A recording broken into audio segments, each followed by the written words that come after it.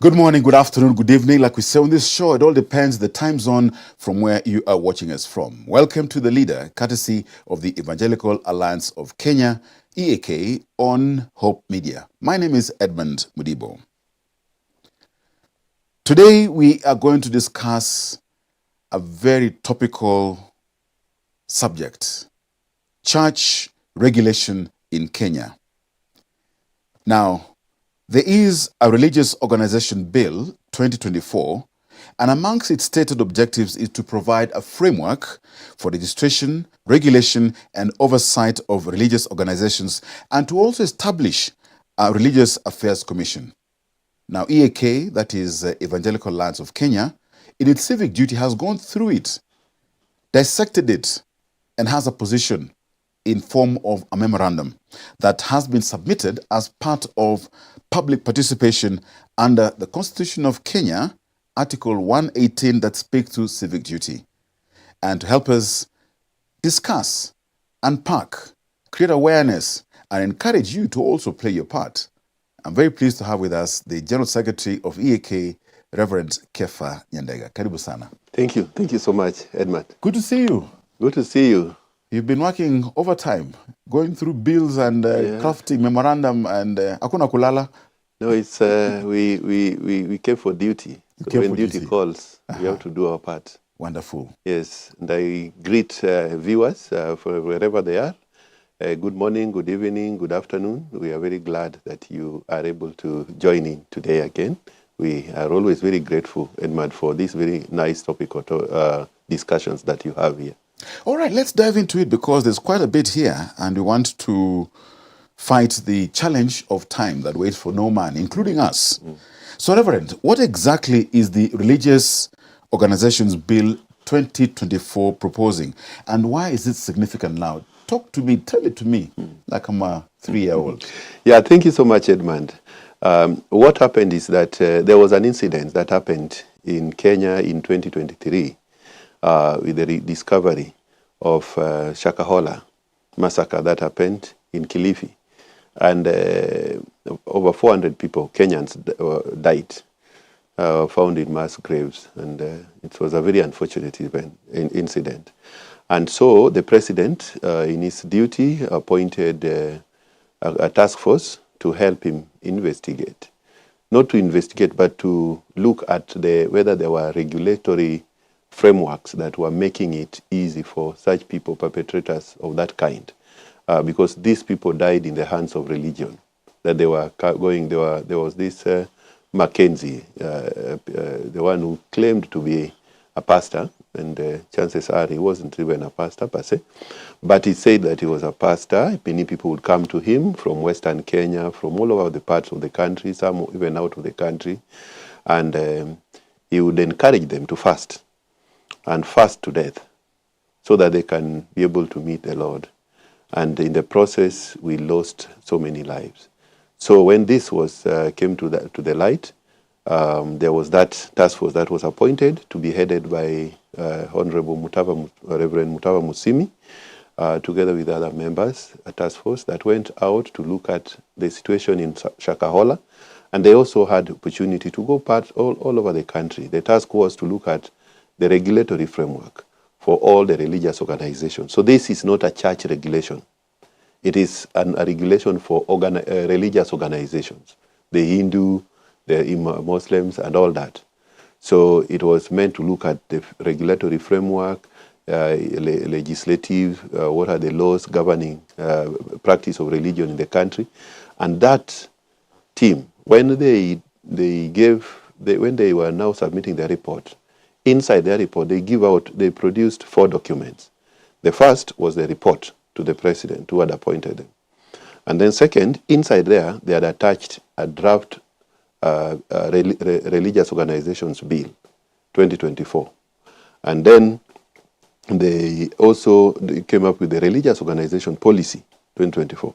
And they also proposed a draft regulation for religious organizations.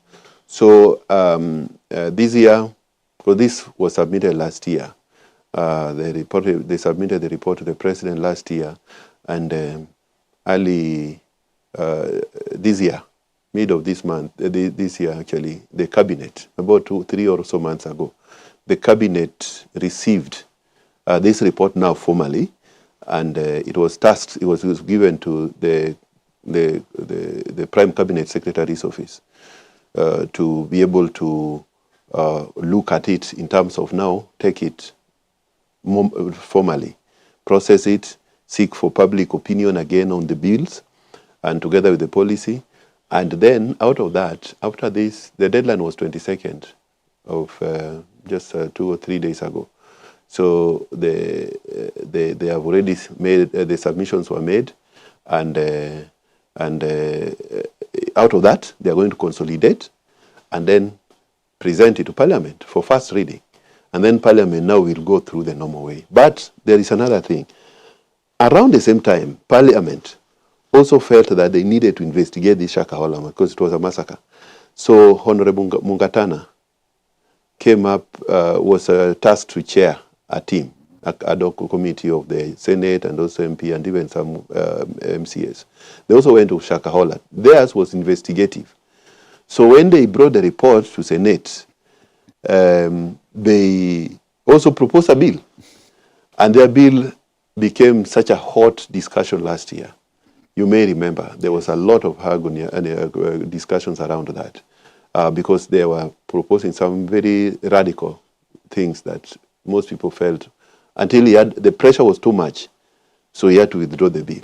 But now, this Honorable Mutava bill now came in because they had gone round the whole country, received memorandum, presentations. They even went to other jurisdictions. I know they went to Tanzania. I think they went to a few other countries to see how are they managing their religious issues, so that then they can be able to come up with this. So that is where we are. So that bill is seeking to address any bottlenecks that appears to be there in the affairs of, in the management of religious organizations. And there's a few issues there. There are some issues that are not coming out very well. I think that is part of our discussion. And we'll get into that because it's not necessarily all good or all bad. It will be a hybrid in between.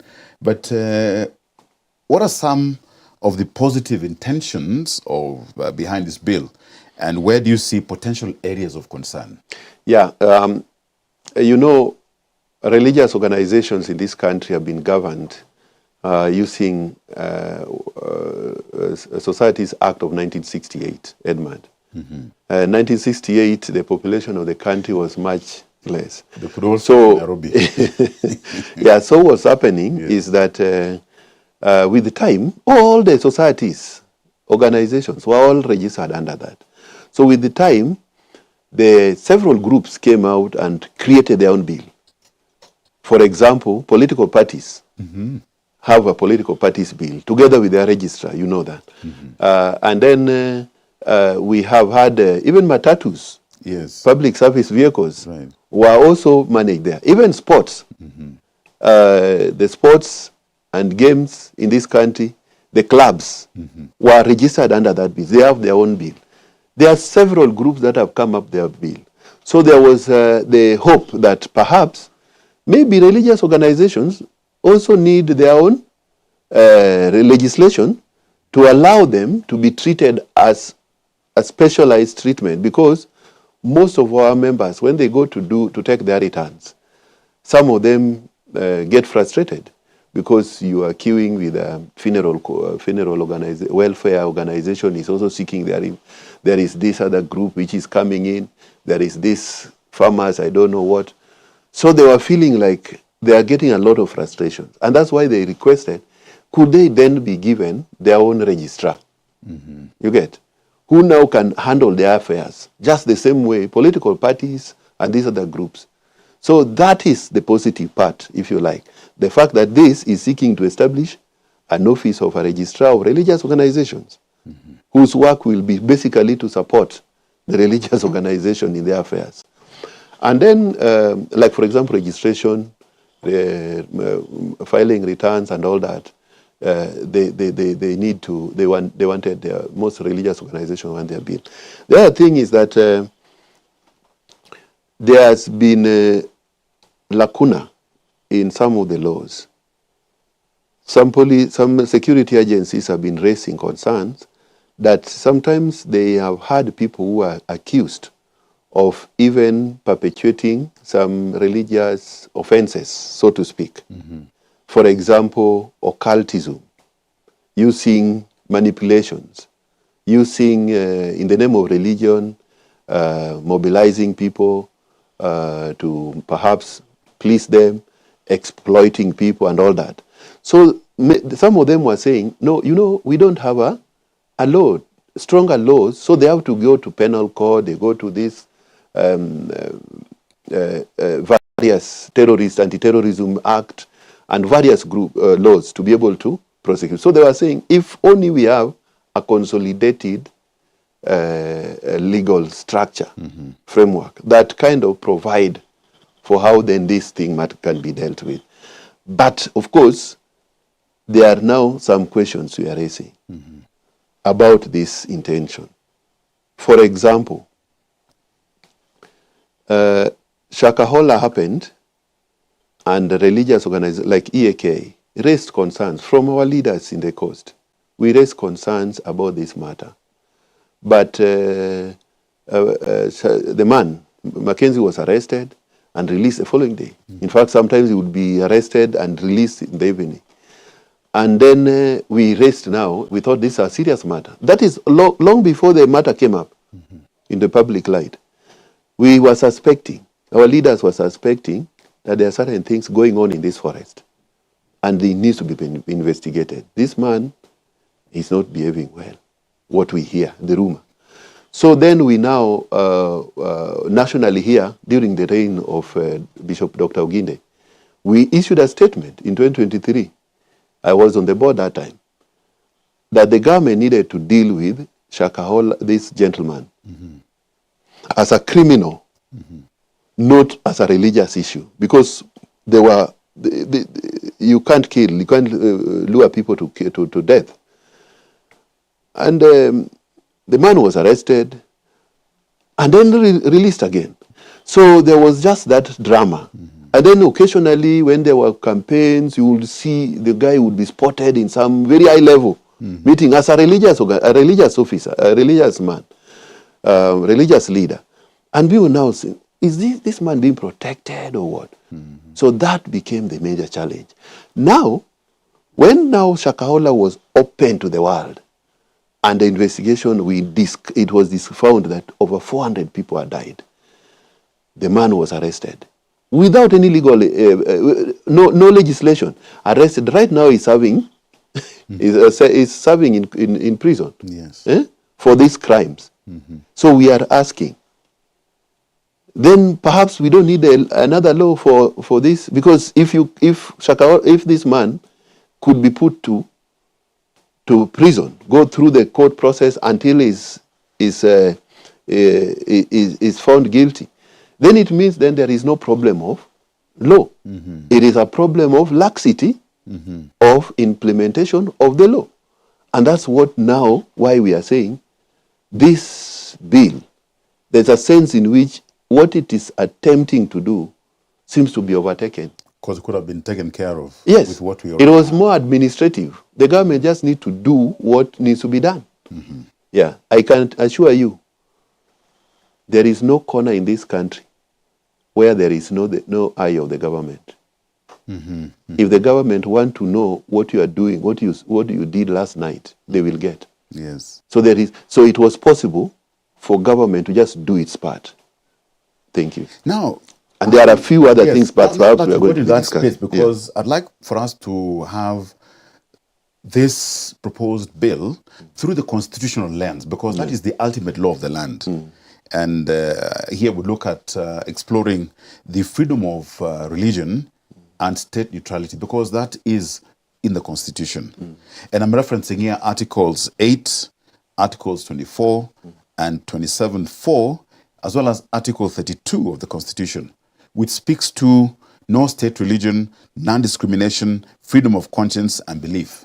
Now, the memorandum by EAK not concern, and I'm quoting, over administrative overreach There are vague definitions and broad discretionary powers that could lead to arbitrary regulation of religious practice. So then I ask, how do you interpret the constitutional guarantee of freedom of religion and worship in light of this bill? Yeah, thank you so much, Edmund. The Constitution in Article 8 says that there shall be no state religion. And in Article 32, there is assurance that everyone has a right to freedom of conscience, freedom of religion and belief, to exercise his own belief and all that. And there is Article 24, which gives provisions on where limitation of the Bill of Rights, of the rights, human rights and freedom, can be limited for purposes of order and all that stuff. But there is sub-article 4, which says that, which seems to point that the limitation will not be injurious to the enjoyment of that particular bill, right. So, for example, when this bill also proposes a Religious Affairs Commission for purposes of regulation. In fact, the bill seems to be pointing to 3 levels of regulations that we could talk about. The first regulation is the registration of each religious organization. Each organization, whether a church or an associate parachurch organization, whether it is Hindu and whatever religion, Islam, they need to be registered. And in the registration, they're required then to provide certain fundamental structures that are basic for any registration, like just the way companies are to be guided. So there is a way in which organization that seeks to do the right thing does not need any other person to. The Bible says that if you do right, who will bother you? Now, then there is a provision for the second tier of regulation through umbrella organization, like Evangelical Alliance of Kenya. The groups, religious organizations that are would wish to work together for purposes of peer accountability, for speaking in one voice and all that, can work under NCCK, under EAK, under several other groups, SUPKEM, Hindu Council of Kenya, the Organization of Africa, Instituted Churches. There are those groups which are umbrella organizations. Right. So that is the second level. The next level now is this, what we call Religious Affairs Commission. That now is where the problem is. Because Religious Affairs Commission is, first is the commissioners. It is made up of nine members. 4 of them are from government. There is a representation of the CS Treasury, Attorney General, CS for Interior or Internal Security, and the President is the one who appoints the chairman. Yeah. So those are 4 state. And then EAK has 1 slot, Evangelical Alliance has 1 slot, NCCK 1, the Catholics, KCCB, 1, and then SUPKEM has 1, and then Hindu Council has 1. So here you can see already there's a problem. Because all these umbrella organizations seem to be 5 against 4.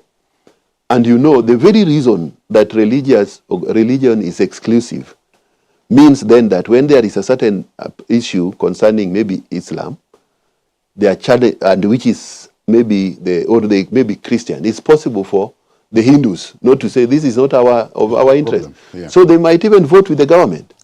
Are you see? Yes. So it's potentially a problem. And when you look at the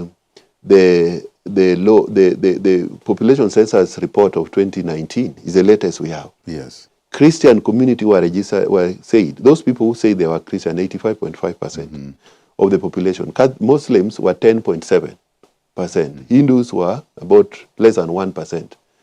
You get? So when you now come to ask, Organization of Africa Instituted Churches, there is a distinct group. Who will talk for them? Because we are talking about a Corino, We are talking about Rom, Sanda, you know, those groups. Who is this who is going to be speaking For them. for them in this commission? Okay, we know that there is a special group here in the country called the SDA, Seventh-day Adventists. They even worship on Saturday. If there is a matter that bothers them, who is this going to speak on their behalf in this commission? You get? Yes. So that is where we are asking, is it fair is this thing representative even? Is it not discriminating against others? Just by its structure. By the structure itself. Yeah. Yeah. Then we have not talked about, now let's look at when we talk about the state administrative overreach of the government. What is Treasury doing in religious affairs? What is internal security? Are religious organizations criminals? Why do they need, why should the Ministry of Interior be represented there? Okay, the registrar is already coming from Attorney General. Why should Attorney General have another representative? That space, why can't we reserve all those slots to give to these other faiths which are missing? Let's face it, we are talking about an appointee of the president. What will happen if the president we reach a point when we have a rogue president? Okay, we thank God right now we have a religious president. And they say he who pays the piper calls the tune. Yes. Even whenever you now have 4 leaders coming from government, this becomes a state thing. Indeed. So it is funded by government. Now, the moment it's what you have just said, whoever pays the piper dictates the tune. So we feel, and this is not, let's not lie to ourselves. This is not what leaders asked for. No. They have been asking for self-regulation. Self-regulation means let the institutions organize themselves. For example, Law Society of Kenya is self-regulating. Yeah. Even political parties are self-regulating. They are representatives of those major political parties in that commission, committee that deals with the religious affairs thing. So why is it that for when it comes to state, to religious organization, even when it comes to matters of values, morality, right and wrong, it is the religious organization who teach this thing. So since when did religious people become a problem to the state that they want to get the security be seated there? And they're not in other commissions that exist. If they are not there, rationale, why wouldn't they be in other commissions? Yes. And when we talk about this, so there is a lot of issues. That's what. But then when you talk about the confusion terms, vague words being used. For example, you are told that the bill refers to sect, that the bill refers to a cult. You know, let me tell you, Edmund, after Christ after Christ resurrected and ascended to heaven, the group that followed him would meet on the sides. They kept on going to the temple regularly, and for a while they were called a sect. And the persecution by the Jews were persecuting them and even killing their leaders because they were seen to be a cult. A cult is a deviation from the mainstream, from the commonly known thing. Then this bill also refers to there shall be no coercion, there shall not be, and without defining what is coercion. It's very vague. Yeah, very vague. Depending on how you want to understand it. Yes. When I tell my children that you have to go to Sunday school, can they say that we are coercing them? Can they sue me? When I tell my children that no one is remaining in this house until on the day of church, can they say that I'm now forcing them on religion? Because you're now creating that expectation. Yes. Yeah. So there are certain issues there that seems to be. If a teacher says that CRE, Christian Religious Organization, is a subject and people need to learn it, and they are asking for children to attend. For example, we have movements, in high schools. Yes. We have CU, we have Muslims, we have Catholics, we have SDA. When the school says that the mass, for example, you go to Mangwa High School, and the mass is a must. So when they say that, when the school says that we must go to the mass, it's the tradition. Is that coercion? Can the school be sued? Can the school be accused of? So we want this law to define for us very clearly, with clarity, to what extent when a pastor preaches and says that we are building this building of Sitam, when we are building, right now we are raising money to build our churches. Yes.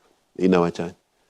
Can someone accuse us of coercing them to give?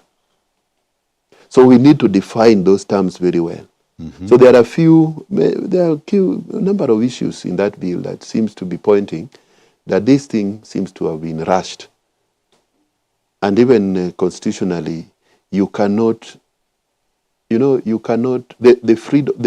bill also proposes that all religious organizations will be arranged under an umbrella organization. The freedom of association, Article 27. Also, the freedom to associate also means freedom not to associate. Exactly. You cannot force me to associate because there's freedom for association. I should be free. Not to associate. Yes, that's your choice. This bill seems to be appointing like every religious organization should go through that. It's not so clear. It's not explicit, but there is no room for not getting involved in this umbrella organization. Now, Kepha, there are other democracies where there's balance of faith, freedom, and accountability, potentially. So are there lessons we can draw from other democracies that balance faith, freedom, and accountability without government overreach? Yes. First, we have the one most people talk about is the First Amendment of the U.S. Constitution. Says that the state shall not get involved in matters of religion. The state and religion will be separate. Religious things will be personal, private. The state will not be involved. But let me read for you word to word. Yes. Just our neighbors in Tanzania. They went to Tanzania, and I wish they just pulled this and brought for us. Like, Right. let me read for you. Yes. In the Constitution of Tanzania, Article 19(1) says, every person has the right to freedom of thought or conscience, belief or faith, and choice in matters of religion, including the freedom to change his religion or faith. I think including. That is a plus for us. We don't have that. It's not so clear. Then Article 19(2) says, without prejudice to the relevant laws of the United Republic of Tanzania, the profession of religion, worship and propagation of religion shall be free and private affair of an individual, and the affairs and management of religious bodies shall not be part of the activities of the state authority. It's as clear as that. Why does Attorney General want to, not even Attorney General maybe because of registration. Why does the President want to appoint a chairman of Religious Affairs Commission? By all means. Why does security want to come in? Are we criminals?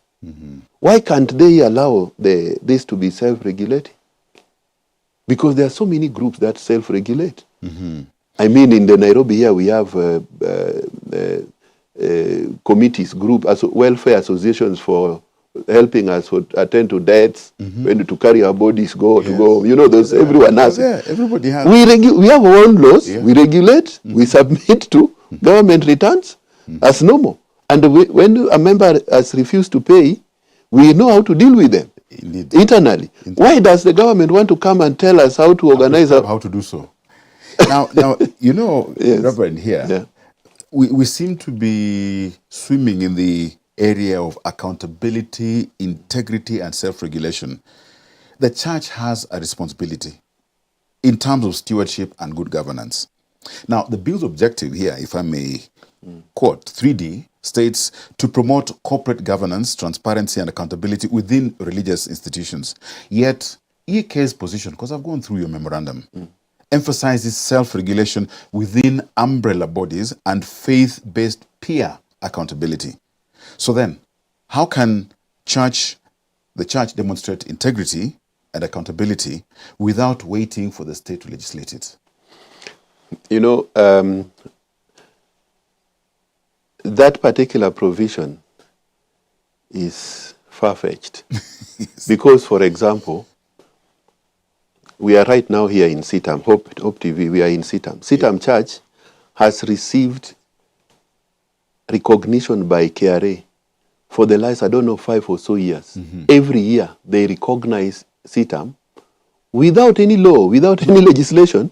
Sitam, I'm just giving an example. Yes. We have never had Anglican being accused that they had squandered someone. They have church commissioners, which deals with the affairs of the church. Huh? And in any case, if anyone was to steal any money or there are laws to deal with it. There are already laws. Yes. So this idea of saying that now this bill is seeking to now teach us how to be accountable.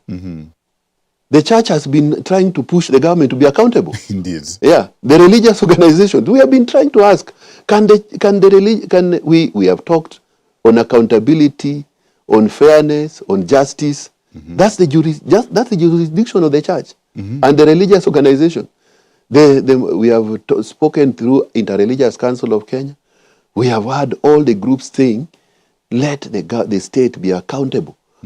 Now the state want to be coming to teach us how to be accountable. There are some occasionally erratic groups that goes off. But let me tell you, when you talk about 85.5% of the population in a country whose population is 54 million, we are talking about 49 or 50 million of people, almost 48 or so million Kenyans. And when you have one man called Mackenzie having been accused, you have one or two. Yeah. Would you punish? It's like the way we used to be treated in a school in those days when one student is found making noise. You punish also. The teacher punishes everyone. So now, including the child who was just studying. That is what the government is seeking to do with this. Now, should umbrella religious bodies like EAK then take a more active role in peer regulation and leadership training? And you may feel free to give examples of how EAK is doing this. Yeah, for example, we have we have the statement of faith that that everyone must adhere to. Each of our members must provide their own constitution and their leadership structure, how they do it, and they must be registered with the authorities. Each of our members has their own leadership system. Because they are autonomous organizations seeking to associate, we get involved when we are invited by those members. And there are occasional times when we have had to, we've been invited. So in 2023, 2022, in fact from 2021, because this matter of regulation is not something that just started this time.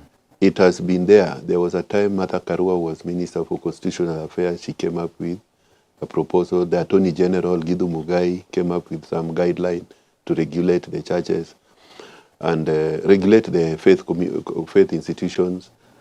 And this one is another. Mungatana tried last year, as I've said. So this is another one. So by 2021 or thereabout, Hesabika, yes, one of our one of our Christian organizations, had come up with an idea of work together in a consultative manner with all the religious leaders present. They came up with a code of conduct that is for self-regulation. Each of the churches, this is now for churches, which seeks to be held on peer accountability, will then endorse and commit to be guided by this code of conduct. Hesabika presented this code to this presidential task force, and they were pleased that this could be one way to start. But most of our members, like EAK, already adopted that code of conduct. It spells out on matters of governance, it spells out on matters of relating with money, on leadership, succession, and all that, and how the church would be organized. So EAK already endorsed this, and all our members, most of our members have also adopted. I have no problem with it. But do you know we don't need the state to tell us about accountability? No. The scriptures tell us. For us as Christians, we read in Timothy, in Titus, in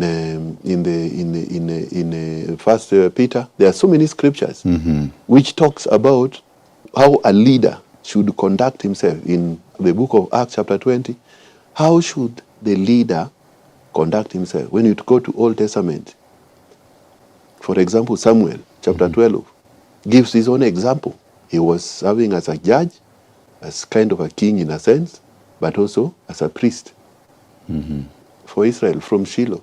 Yes. And when he finished his term, he called a meeting and he asked, please, I have been your leader. Tell me, to what anyone who is accusing me for anything, let's settle it this way. Yes. He was found to be clean. So there's many examples of scriptures which we use already.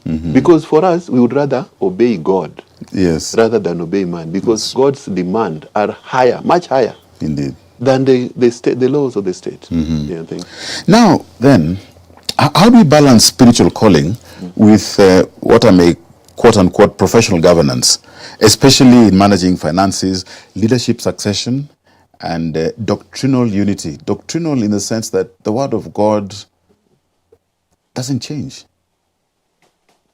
Yeah. You see, it's in law. I'm told that those who study law, I'm not a lawyer, but the source of law is also what are called the morality, and moral code is one of in the space of ethics. Morality is one of the God-given laws that guide how human beings organize themselves. So it's very difficult for someone to say God has called him or they are spiritual. The same God who gives laws to even every mankind, regardless. That's why you find even people who are not born again, they still know that you cannot kill. No. Killing is a moral law. So you don't need to be a Christian, because when you go to China, where there are no Christians, you will find they also still regard that you shall not kill. So the law, the moral law, is already guiding. So if someone is saying they have been called spiritually, they are spiritual leaders, it is a contradiction to disobey the moral laws. So the morality, we should even be more sharper if you are spiritual. So now, the leadership system, you see, it's a freedom of choice, and there are leaders.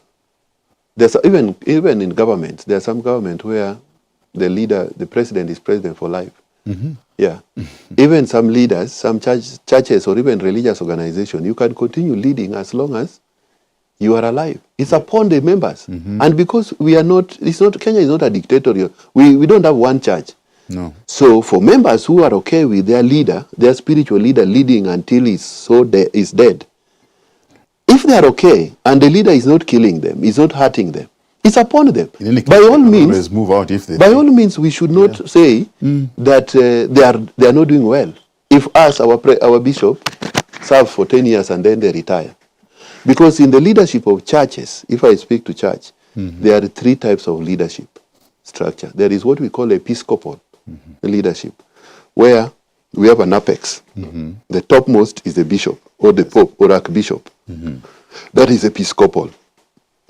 Once you appoint a bishop, like an example is an Anglican church, once you are a bishop, it is very difficult to remove you from office until you are retirement age, and you are told you are retiring on this midnight of this date, based on your age. And once you are there, if you are appointed when you are 45, you will be a bishop for a long time. I think they serve up to 70 or something. Yeah. So that is theirs, works for them, for stability of the church. So once you have like now, many of my friends who are pastors in Anglican, the moment your bishop is younger than you, you can forget it. You can never be a bishop unless your bishop dies, which is Rarely. Yes. Yeah. Now, the church, there is another leadership structure called Presbyterian leadership structure. Presbyterian is where, like PCA Church, they are all leaders.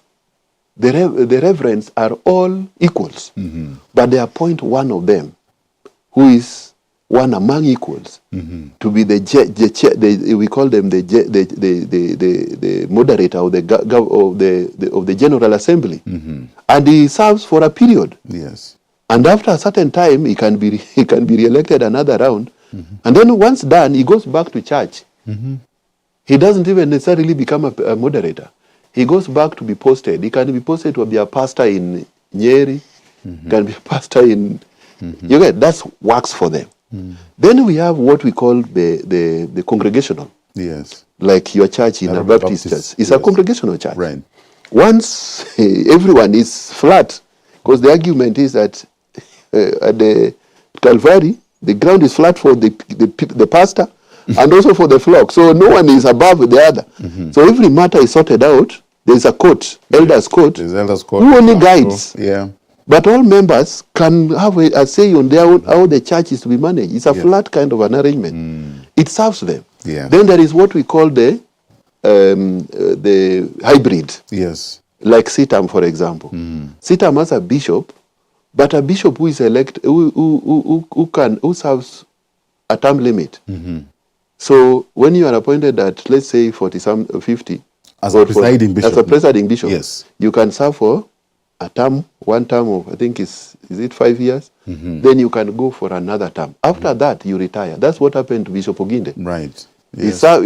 He came in, he served this term. After that, he could only be posted as a pastor, senior pastor of CITAM Nakuru, but he opted to go and do other things. Right. That is a hybrid. So the leadership structure of the churches cannot be dictated. Each one works with what works for them. Yes. In mosque, I'm told, is even interesting. The mosque don't even have members. This bill is even proposing that each religious organization should have a record of members, which is updated with a clarity on whether there is a membership subscription fee. So in mosque, I understand in Islam, a mosque, one person volunteers to build a mosque for the people to worship. Yeah. And the mosque is owned. The one, when they meet, they get the one who is the most learned among them in matters of the Quran, and that becomes their teacher for that day. Yes. Yeah. Anyone can be. So, and there are no records of members. And it works for them. It works for them. Yeah. It serves them. Yeah. So there are certain things that you cannot necessarily legislate, so long as it does not, because it's not black and white. Let people lead the way they would want. Now then, how can dialogue between church and state remain cooperative and not coercive? Yeah. So when it comes to relationship between the state and the religious organization, there are usually 4 major approaches. There is what we call assimilation, where the religious group says the church, the governance matters is so important, they are going to take care of everything. You get? There is also the view of indifference. Yeah? Indifference is where you say you don't care. Let them be. There's another view of isolation. Isolation says no. Governance, politics, so dirty. We don't want anything to do with government. We will not even read the news. We will not watch anything. They are just isolated. But there is what we call integration, where the state and the religious organization, there is a clear tension in between, but it's productive tension, where the state can learn something from the church. The church can also learn a few things and engage with the state. So that integration is what we are seeking for. So where there is a dialogue. Yes. So like now in this bill, we know that the task force were made largely religious leaders. But religious leaders are not experts in law. You see, that's where the disadvantage was. The religious leaders are expert in matters of faith. Right. So, to make them, the team came up with a bill and say, now this is the bill. And that's not their expertise. They should have just done the report and recommended that there is need for a bill, then they could have appointed their legal minds or their competent people in that area Right. to come together to work on a bill. So right now, the accusation is that, no, you people were in the task force. But the reality is that they are not experts. Who cooked it? Yeah, there was a secretariat that was dealing with it. I don't know how they were managing it. But it looks like even some of the things they thought were inside seems not to be really inside. But that is a bit delicate because I wasn't part of the team. Right. But I know that there is possibility of better discussion, dialogue. So we are even proposing that instead of rushing this, in matters of legislation, there is policy and law or bill. The principle is that you come up with a policy first. Yes. Finish with it. Then you come up with a legislation later, a bill. This particular one, we are being suspicious. Why the rush that you comment on bill, comment on the policy? Why the rush? Why couldn't we say this thing has been there for us and we are going nowhere? And have a process. Why don't we start with the policy? The policy first, yeah. Then discuss policy fully. Right now, people are even concentrating on the bill. They are not even having time to study the policy. Yet, they are supposed to have submitted the memorandum. That should have been the starting point. Yeah. Yeah. So that rush, we are asking, can the government be willing to just agree to give more time and follow the right procedure? Let's sort out the policy first. Then process it. Then later on, work on the bill. If need be. Because the policy might also realize that these things we are talking about are already provided for. Yeah. Now, even as we land this plane, because like I said, the enemy for us is time, and we're about 10 minutes or less actually. The biblical view of order, governance, and stewardship. And I'd like to have some scriptural anchors here. 1 Corinthians chapter 14, verse 40, that says, let all things be done decently and in order.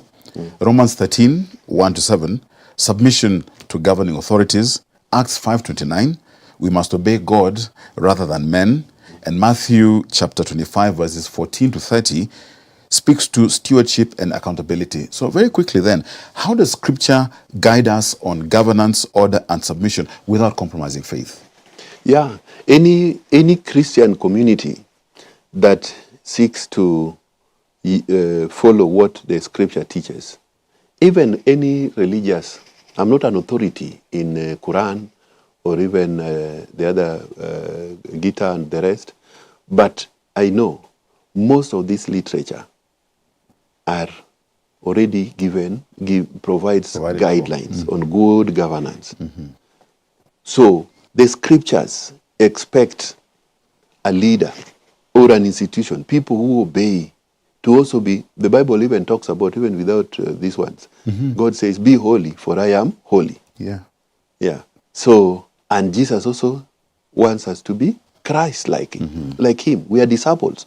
A disciple is one who follows Christ. Christ never offended any law.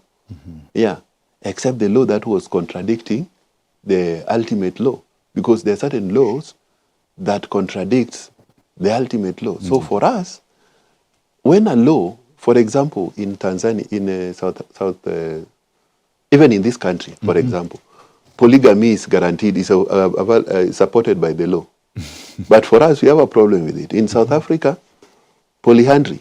Yeah, a woman can marry more than one. Woman. Yes. Yeah. No, can marry more than one husband. More than one husband. Yeah, polyandry. They also have now admitted LGBTQ. Yeah. So when you are operating in that jurisdiction, you don't follow the laws of the land that contradict. You follow the laws that cannot be amended. Exactly. You see, the laws of the Lord cannot be amended, cannot be adjusted. You can't even break them. No. You only break yourself against the law of God. Yeah, they are very firmly established. If you read Psalms 19, the laws of the Lord are firmly established. Indeed. So those laws give already provisions with even models, examples of not to copy, and examples to copy. Like King Saul, you don't want to be a King Saul, but you want to be a King David. Indeed. So they are already models of how to lead the people of God. That is what we can And follow. are there biblical models that can inspire the church to self-regulate with excellence? Yes, I gave an example of Joshua chapter 12. Yes. When Joshua gives an account of his leadership, Paul kept on saying, oh, please, follow me as I follow Christ. And when he's addressing Ephesian churches in chapter 20 of Acts, Ephesian leaders, he says that you know that these hands of mine has provided for my needs and also the needs of my workers. Please lead the body of Christ. He gives guidance. He says that I've been with you for 3 years. You know, when I was with you, how did I conduct myself? So there are already several laws, several guidance, even how to manage a dispute. In chapter 15 of the book of Acts, there is Jerusalem Council. The believers first come together. In fact, even before there, you start from chapter 6 of the book of Acts. The church is growing. Then there is this Jewish against this other, the Hebraic Jews and the other Jews. And the Hebraic Jews are kind of discriminating. The other group feel like they are being discriminated against. And then the apostle says, no, let's appoint other leaders. Let's concentrate on the word and prayer. Indeed. Let's get people to serve. Yes. The ministry of the word cannot be compromised with the ministry of service. That's why churches which are organized have deacons. Yes. To deal with matters of service, of administration, of policy. And let's have elders to deal with the matters of the word. That's the model. So like now, that text in chapter 6 gives us a leader. When there's a leadership issues, you set up a team. The same people who are feeling they are being disenfranchised get their best leaders with certain qualification. They must be spirit-filled, they must have good reputation, and then they appointed the leaders, the 7. Then you come again to chapter 15, a dispute emerges, and they are able to get there. It's a very nice counsel when you look at it. Yes. Immediately after that dispute, that matter of the dispute over whether the non-Jews should be circumcised. Immediately after that, Paul calls brother Barnabas and says, why don't we get time and go and visit the churches we planted? Then they say, now, you are going with, we are going with John Mark. Paul says, Indeed, no. yes. So there's models there. There are models Yes, there. yeah. And now, in your view, how can Kenyan churches embody godly stewardship and civic responsibility in this debate? Because we have a debate as far as that The truth of the matter is that there are erratic leaders who are exploiting, they are richer than the congregants, they are taking advantage. That can be managed by just being followers of Christ. Jesus, model, serving, not being served. Just focusing on discipleship. That's why for EAK, we have come up with a new strategic plan. And maybe next time we can come and discuss the strategic plan in detail. But in brief, the first priority says we want to focus on collaborative mission. Second priority, we want to look at relevant training. So we are training our leaders on issues of governance. We want to train on issues of ministry, on discipleship, on models of how to serve God. How do you become a pastor, pastoring the flock of God? We have 10,000 leaders currently across the country doing that. Yes. So there are many relevant training. We are even talking about advocacy and governance. We are talking about value-based partnerships. We are talking about research. EAK is going to focus more on research and data. So there are models. The churches can be empowered. And our members, we encourage all our members to plug in some of those programs that are going on. And interesting. So now as we now get to unity, prayer, and wisdom in terms of call to action, what would you say to Kenyan Christians who are watching us about their role in shaping the future of faith freedom? For all of us Christian believers, you are watching now or you will watch this video later, we want to urge you, just be the Christian. Just be the disciple that Jesus died for. In the book, for leaders, those who have given privilege to lead God's people, let's go back to the basic in Matthew chapter 28, verse 18 to 20. Jesus himself said that he's giving us all authority and power has been given to him Therefore, go and make disciples of all nations and baptizing them in the name of the Father, Son, and the Holy Spirit, and teaching them to obey all the things that I taught you. And Jesus assured us that he will be with us until the end of ages. Let's follow. What did Jesus teach on matters of leadership, on matters of money, on matters of serving others, on matters of stewardship? Jesus said that go and teach them to obey everything that I taught you, that I have taught you. What did Jesus teach on these matters, on relating with the state? How did Jesus, what would Jesus, in fact the best question is, what would Jesus do in this situation? That is a question we should ask ourselves as believers, as leaders, as Kenyans. Jesus is a model that even non-believers, even people of other faith, have no problem with him in matters of morality and character and leadership. He has a man of wisdom. He was a leader with great wisdom. Why don't we embrace him and follow him? And when we say that Jesus is for the Christian community, by the way, the Christian community, the evangelical community in Kenya, the proportion of evangelicals in Kenya is now the highest in the world. We are 1-to-1. So what we are asking, the evangelical people believe in the scriptures. They believe in discipleship.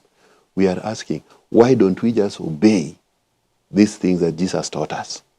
And now, because notwithstanding that the deadline, as it were, for submitting memoranda passed, but still, even if it proceeds and get to Parliament, who are our representatives and who have opportunity because they're there for the people who elected them, how do we keep then our response prayerful, informed, and united, rather than emotional or divisive? We are asking our leaders in Parliament, because this bill is going to go, hopefully, to the first reading in Parliament. We are asking you, as our leaders, if you have an opportunity, because this is going to be a National Assembly, if you are a member of Parliament, please don't take away the rights that already are secured traditionally in this country. Let's not put roadblocks in the process of trying to deal with erratic leaders here and there. Let's be facilitative for matters of religion in this country. If most of these leaders attend either a mosque or a church, please, if you have any of them you know, and they are your relatives, urge them to listen to what the church is saying. The church has no problem with regulation, but we are seeking for self-regulation. Thank you.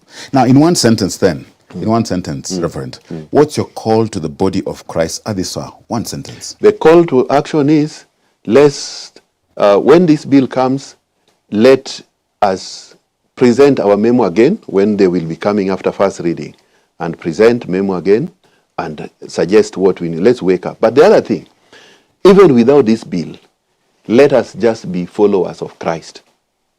Let us just be obedient disciples of Jesus Christ. That's what Jesus told us to be.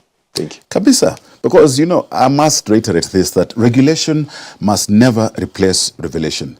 And again, I emphasize civic duty through participation, prayer, and the pursuit of truth. May the church in Kenya be wise as serpents and gentle as doves, discerning the times. This has been The Leader, courtesy of the Evangelical Alliance of Kenya on Hope Media. Very glad to have engaged Reverend Kepha Nyandega, the GS. It's been a pleasure. Thank you so much, Edmund. You're doing a great job. God bless you. We don't take the privilege of your time for granted. Let's do this next time. Stay well. Stay blessed. Amen.